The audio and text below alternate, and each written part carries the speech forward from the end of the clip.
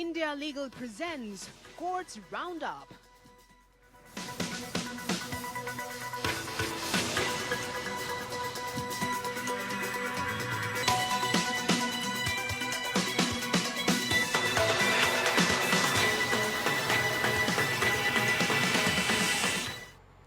नमस्कार, आप देख रहे हैं हमारी खास पेशकश कोर्ट्स राउंडअप। मैं हूं आपके साथ रेशु त्यागी। इस बुलेटिन में अगले आधे घंटे हम आपको कोर्ट से जुड़ी तमाम छोटी बड़ी खबरों से रूबरू कराएंगे।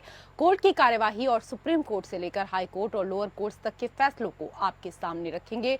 तो शुरू करते हैं कोर्ट से जुड़ी हुई तमाम खबरें। India Legal presents Courts Roundup.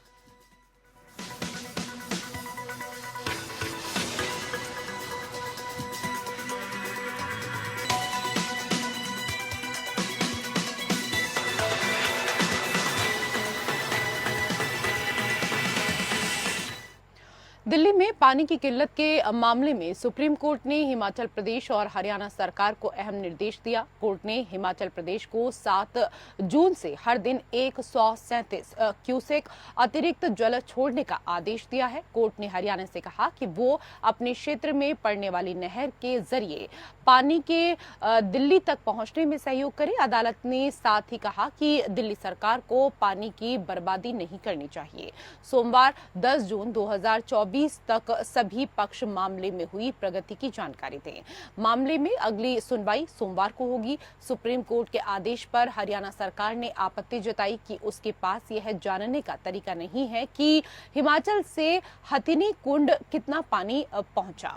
हथिनी कुंड बैराज से होते हुए दिल्ली के वजीराबाद बैराज तक पानी पहुंचना है। कोर्ट ने इसके जवाब में कहा कि आदेश दिया जा चुका है कि अब सोमवार को आपको बताना है कि मामले में क्या हुआ। पेश है सुनवाई पर ये रिपोर्ट।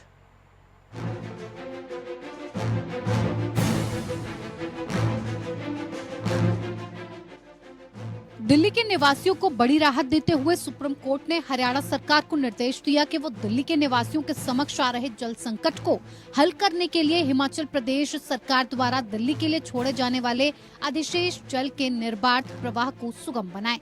न्यायमूर्ति पीके मिश्रा और जस्टिस केवी विश्वनाथन की अवकाशकालीन पीठ ने कहा कि हिमाचल प्रदेश सरकार को कोई आपत्ति नहीं है और वो उसके पास उपलब्ध अतिरिक्त जल छोड़ने को तैयार है। न्यायालय ने हिमाचल प्रदेश को 7 जून को अतिरिक्त जल छोड़ने का निर्देश दिया। साथ ही उसे हरियाणा को पहले इसकी जानकारी देनी होगी। न्यायालय ने हिमाचल प्रदेश सरकार को ऊपरी धारा से 137 क्यूसेक पानी स्थानांतरित करने का निर्देश दिया, जिससे पानी हरियाणा में हथिनी कुंड बैराज तक पहुंच सके, जिससे हरियाणा दिल्ली में वजीराबाद बैराज के माध्यम से दिल्ली को पानी स्थानांतरित करने में सुविधा प्रदान करेगा।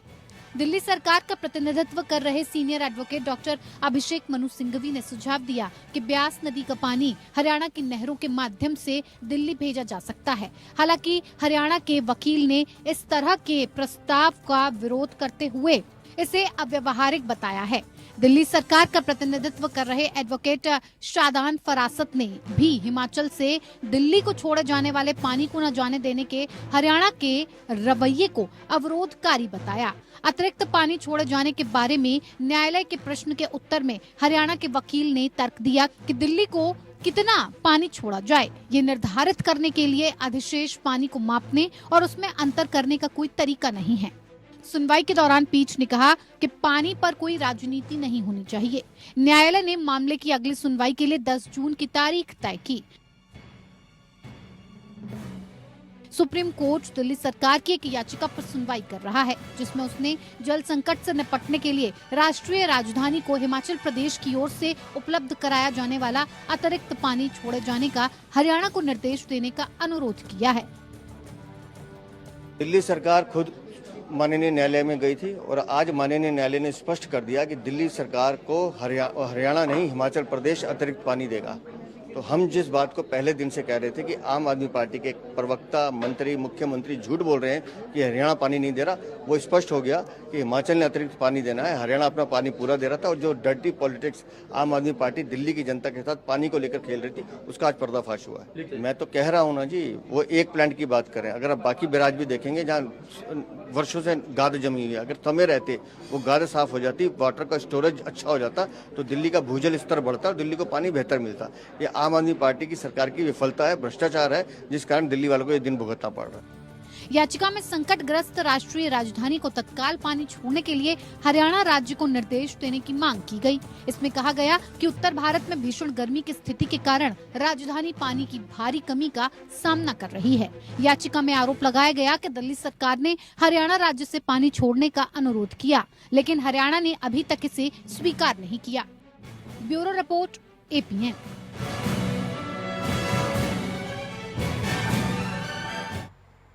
और उधर आंध्र प्रदेश में मतदान केंद्र पर इलेक्ट्रॉनिक वोटिंग मशीन को नष्ट करने के आरोपों के बाद सुप्रीम कोर्ट ने मचेरला विधायक पिनेली रामकृष्ण रेड्डी को संबंधित मतगणना केंद्र या उसके आसपास के क्षेत्र में जब मतगणना होगी तब को प्रवेश करने से रोक दिया।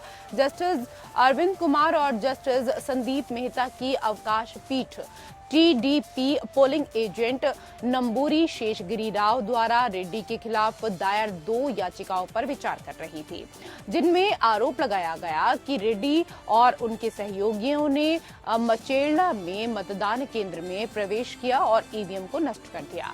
याचिकाकर्ता ने अन्य बातों के साथ साथ यह आशंका भी व्यक्त की कि मतदान के दिन हुई कथित घटना मतगणना के दिन दोहराई जा सकती है। सुनवाई के दौरान याचिकाकर्ता के वकील ने न्यायालय का ध्यान कुछ तस्वीरों की ओर आकर्षित किया जो चुनाव आयोग के वेब टेलीकास्ट से प्राप्त की गई बताई गई। उन्होंने न्यायालय के अवलोकन के लिए वीडियो भी प्रस्तुत किया और तर्क दिया। दूसरी ओर रेड्डी के लिए सीनियर वकील सिंह ने अदालत में पेश किए गए वीडियो पर संदेह जताते हुए कहा कि यह निश्चित रूप से नहीं कहा जा सकता कि वीडियो में कौन है। हालांकि पीठ ने उन्हें वह डिवाइस दी जिस पर वीडियो बनाया गया और कहा कि उसमें तस्वीरें भी हैं। जस्टिस कुमार ने कहा कि वीडियो सोशल मीडिया पर भी घूम रहा है। हालांकि सिंह ने कहा कि वीडियो को चुनाव आयोग ने प्रसारित नहीं किया और तस्वीरें आधिकारिक तस्वीरें नहीं हैं। इसके जवाब में जस्टिस कुमार ने कहा, हम एक पल के लिए मान लेंगे और इन तस्वीरों को भी अनदेखा कर देंगे। यह तथ्य है कि शिकायतकर्ता का कहना है कि 8 लोगों के बूथ के अंदर घुसने के बाद ईवीएम और वीवीपैट दोनों को निकाल लिया गया और नष्ट कर दिया गया। पक्षकारों की सुनवाई के बाद न्यायालय ने सिंह के वचन को रिकॉर्ड पर लिया और रेड्डी को मतगणना के दिन माचेरला निर्वाचन क्षेत्र के मतगणना केंद्र में प्रवेश करने से रोक दिया। न्यायालय ने हाईकोर्ट से अनुरोध किया कि वह रेड्डी को अंतरिम संरक्षण देने के अपने पहले के आदेश से प्रभावित हुए बिना उसके समक्ष लंबित याचिका का निपटारा करें।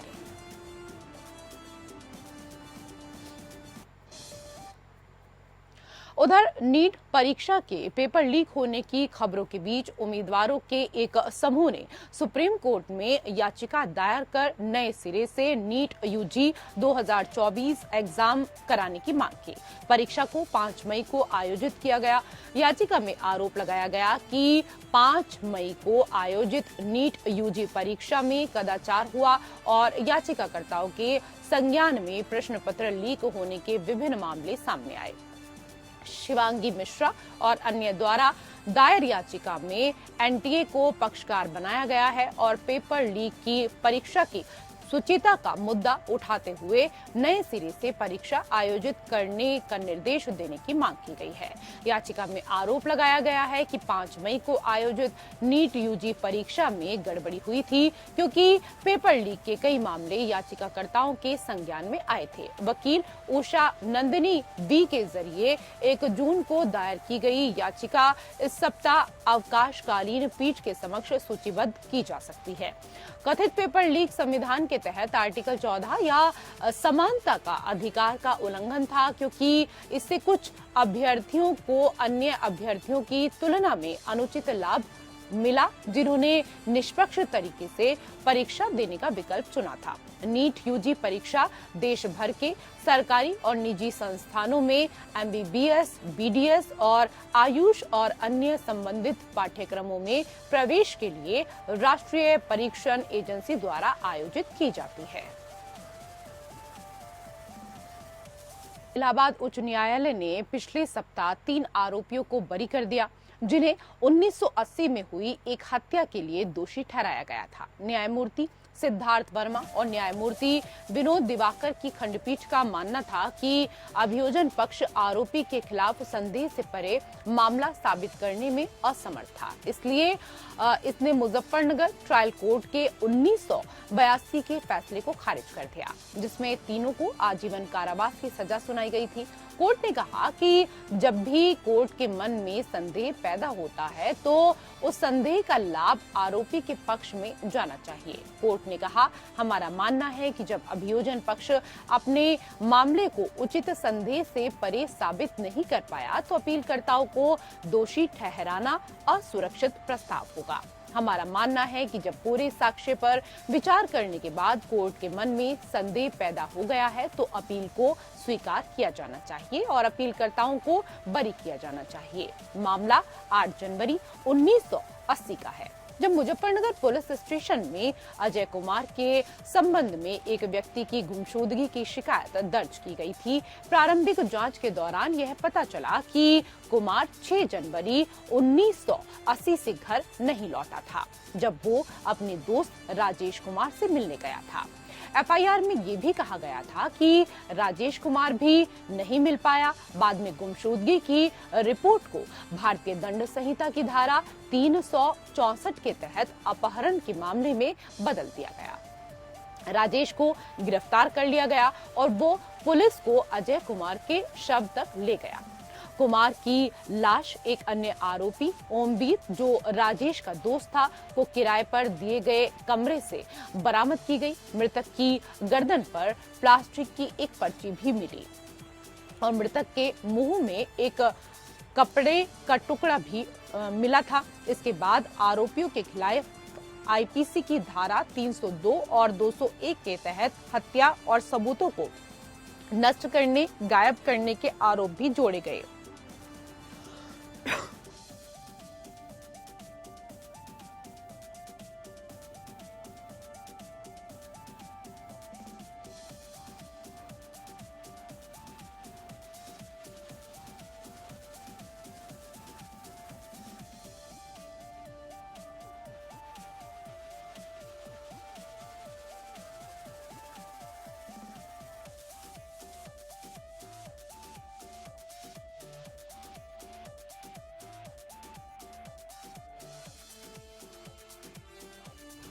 जून 1982 को ट्रायल कोर्ट ने आरोपियों को दोषी पाया और उन्हें आजीवन कारावास की सजा सुनाई।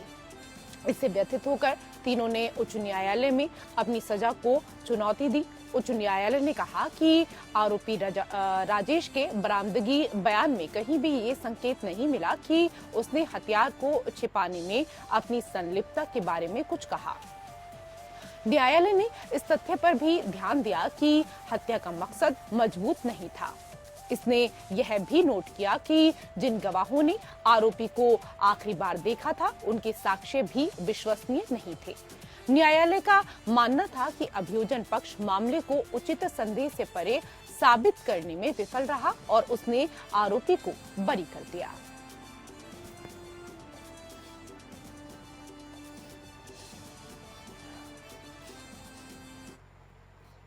और उधर न्यायालय के वैधानिक अधिकार के दुरुपयोग के खिलाफ कड़ा रुख अपनाते हुए मध्य प्रदेश हाईकोर्ट ने हाल ही में गर्भपात की चिकित्सीय याचिका को खारिज कर दिया, जब पीड़िता की मां ने स्वीकार किया कि उनका आरोपी रिश्तेदार पर मुकदमा चलाने का कोई इरादा नहीं है।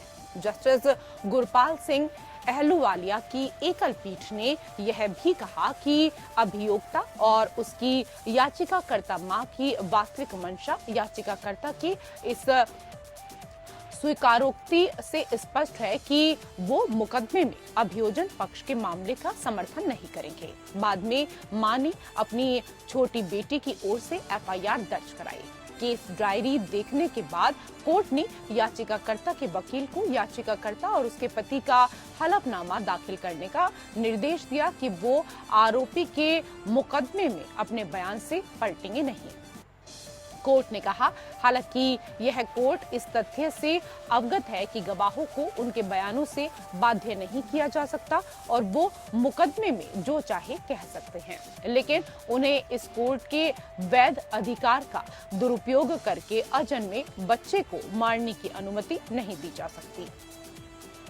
याचिकाकर्ता द्वारा हलफनामा दाखिल करने और व्यक्तिगत रूप से कोर्ट में पेश होने के बाद कोर्ट ने याचिकाकर्ता से इस समय आरोपी के साथ संबंधों के बारे में पूछा। मां ने जवाब दिया कि वो मुकदमे में आरोपी रिश्तेदार को बचाने का हर संभव प्रयास करेंगी। एकल न्यायाधीश पीठ ने गर्भावस्था को समाप्त करने की अनुमति देते हुए इनकार करते हुए निष्कर्ष निकाला। इस न्यायालय की यह राय है कि हालांकि अवांछित बच्चे का लड़की की मानसिक स्थिति पर कुछ प्रतिकूल प्रभाव पड़ सकता है, लेकिन अगर अभियुक्ता और उसकी मां यह दावा करके पलटी मारने जा रही हैं कि कोई अपराध नहीं किया गया है, तो यह न्यायालय पहलू को नजरअंदाज करना चाहेगा। आदेश सुनाते समय न्यायालय ने एक पिछले अवसर का भी जिक्र किया, जहां इसी तरह की स्थिति वाले याचिकाकर्ताओं ने अवांछित बच्चे से छुटकारा पाने के लिए न्यायालय के अधिकार का दुरुपयोग किया था। हालांकि बाद में वो परीक्षण के चरण में अपने बयान से पलट गए।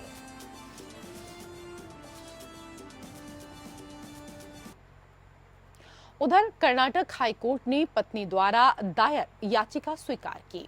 याचिका में उसने अपने पति के लिए पैरोल की मांग की थी, जो आजीवन कारावास की सजा काट रहा है। इस याचिका में आरोप लगाया गया कि उसे संतान प्राप्ति के अधिकार से वंचित किया जा रहा है। Justice SR. कृष्ण कुमार की एकल पीठ ने महिला की याचिका आंशिक रूप से स्वीकार की और दोषी को 30 दिनों की अवधि के लिए सामान्य पैरोल दी। पति को वर्ष 2016 में दर्ज अपराध के लिए भारतीय दंड संहिता आईपीसी की धारा 302, 201 के साथ धारा 34 के तहत दंडनीय अपराध के लिए दोषी ठहराया गया था। दोषी ने 5 साल और 1 महीने की कैद की सजा काटी। उसे इस न्यायालय की समन्वय पीठ द्वारा 15 दिनों की अवधि के लिए पैरोल दी गई, जिस पर अवधि के दौरान याचिकाकर्ता ने बंदी से विवाह किया। उसकी याचिका में यह तर्क दिया गया कि वह अकेली है और अपनी सास यानी बंदी की मां के साथ रह रही है। वो संतान के अधिकार से वंचित है। उसकी सास विभिन्न बीमारियों से पीड़ित है और वो अपने पोते पोतियों के साथ कुछ समय बिताना चाहती है। याचिका स्वीकार करते हुए अदालत ने निर्देश दिया कि दोषी को अपने पैरोल की अवधि के दौरान सप्ताह में एक बार अधिकार क्षेत्र वाले पुलिस स्टेशन में अपनी उपस्थिति दर्ज करानी होगी और यदि दोषी सामान्य पैरोल की अवधि समाप्त होने के बाद जेल वापस जाने से बचता है तो उसे जेल ले जाने अधिकार क्षेत्र वाले पुलिस की जिम्मेदारी होगी। जेल की मुख्य अधीक्षक सामान्यतः निर्धारित की गई शर्तों के अनुसार कठोर शर्तें निर्धारित करेंगे, जिससे बंदी की जेल में वापसी सुनिश्चित हो सके और यह सुनिश्चित हो सके कि पैरोल की अवधि के दौरान अपराधी कोई अन्य अपराध न करे।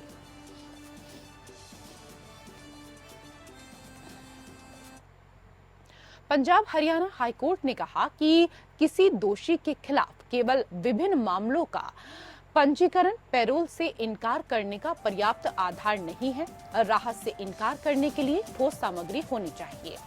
जस्टिस लीसा गिल और जस्टिस अमरजोत भट्टी ने कहा कि वर्तमान मामले में जिला मजिस्ट्रेट ने पैरोल खारिज की क्योंकि सीनियर पुलिस अधीक्षक द्वारा प्रस्तुत रिपोर्ट के अनुसार यदि याचिकाकर्ता को अस्थायी पैरोल पर रिहा किया जाता है तो वो मादक पदार्थों की तस्करी में लिप्त हो सकता है और इस दौरान फरार भी हो सकता है।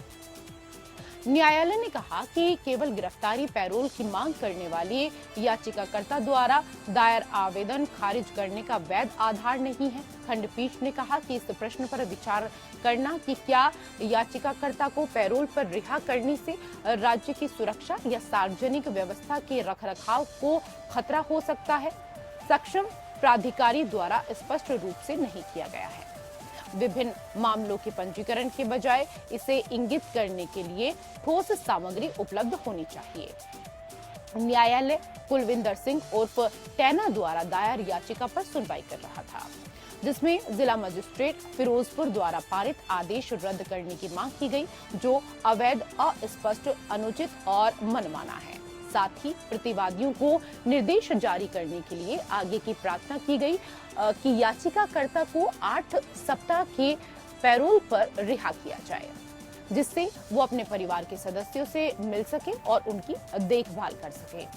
दोषी ठहराया गया और 11 साल के कठोर कारावास और 1.5 लाख रुपए का जुर्माना भरने की सजा सुनाई गई और पीठ ने कहा कि मजिस्ट्रेट की गिरफ्तारी मात्र पैरोल से इनकार करने का वैध आधार नहीं है। न्यायालय ने आदेश रद्द कर दिया और जिला मजिस्ट्रेट फिरोजपुर को आदेश की प्रमाणित प्रति प्राप्त होने के 4 सप्ताह की अवधि के भीतर पैरोल की मांग करने वाली याचिकाकर्ता द्वारा दायर आवेदन पर पुनर्विचार करने का निर्देश दिया।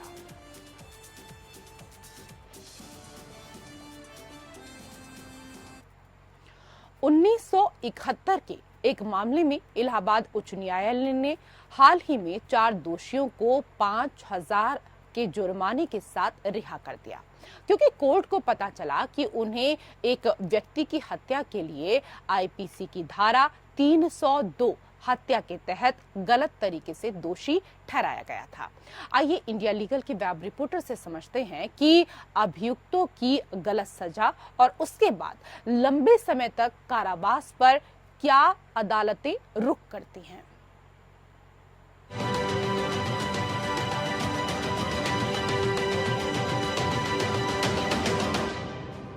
41 साल आपको जेल में रखा गया हो, वो भी तब जहां कन्विक्शन रॉन्गफुल है।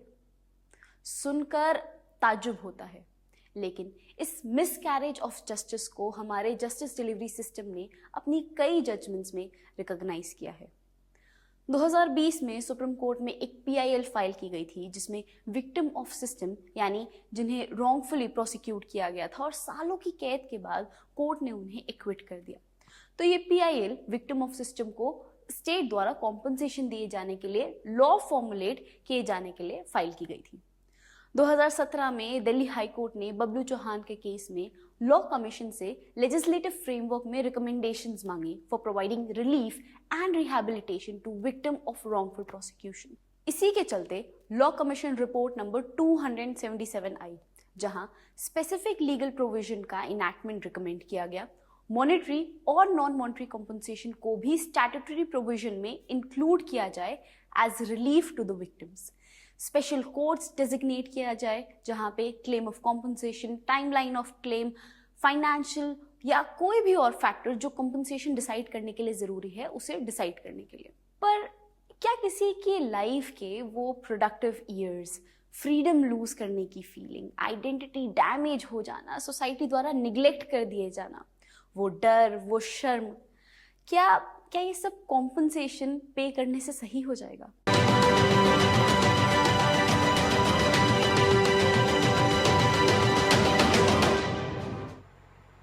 कोर्ट से जुड़ी खबरों में मेरे साथ फिलहाल इतना ही। नमस्कार। India Legal presents Courts Roundup.